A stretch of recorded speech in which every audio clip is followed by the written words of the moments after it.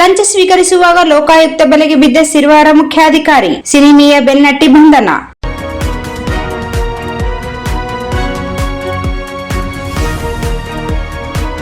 ಜಿಲ್ಲೆಯಲ್ಲಿ ಭ್ರಷ್ಟಾಚಾರದ ವಿರುದ್ಧ ಲೋಕಾಯುಕ್ತ ಪೊಲೀಸರು ಭರ್ಜರಿ ಕಾರ್ಯಾಚರಣೆ ನಡೆಸಿದ್ದಾರೆ.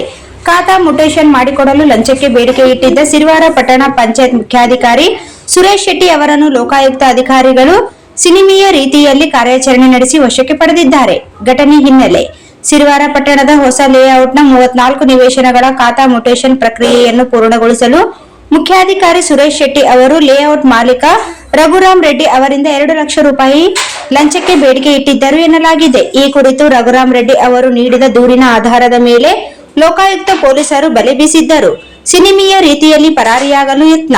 ಗುರುವಾರ ರಘುರಾಮ್ ರೆಡ್ಡಿ ಅವರು 1 ಲಕ್ಷ ರೂಪಾಯಿ ಮುಂಗಡ ಹಣವನ್ನು ನೀಡುತ್ತಿದ್ದ ವೇಳೆ ಲೋಕಾಯುಕ್ತರು ದಾಳಿ ನಡೆಸಿದ್ದಾರೆ. ಈ ಸಂದರ್ಭದಲ್ಲಿ ಅಧಿಕಾರಿಗಳಿಂದ ತಪ್ಪಿಸಿಕೊಳ್ಳಲು ಸುರೇಶ್ ಶೆಟ್ಟಿ ತನ್ನ ಕಾರಿನಲ್ಲಿ ವೇಗವಾಗಿ ಪರಾರಿಯಾಗಲು ಯತ್ನಿಸಿದ್ದಾರೆ. ತಕ್ಷಣ ಕಾರ್ಯಪ್ರವೃತ್ತರಾದ ಲೋಕಾಯುಕ್ತ ತಂಡವು ಆರೋಪಿಯ ಮೊಬೈಲ್ ಲೊಕೇಶನ್ ಟ್ರೇಸ್ ಮಾಡಿ ಮೂಲಕ ಅವರ ಚಲನವಲನಗಳನ್ನು ಗಮನಿಸಿದೆ. ಸ್ನೇಹಿತನ ಮನೆಯಲ್ಲಿ ಬಂಧನ.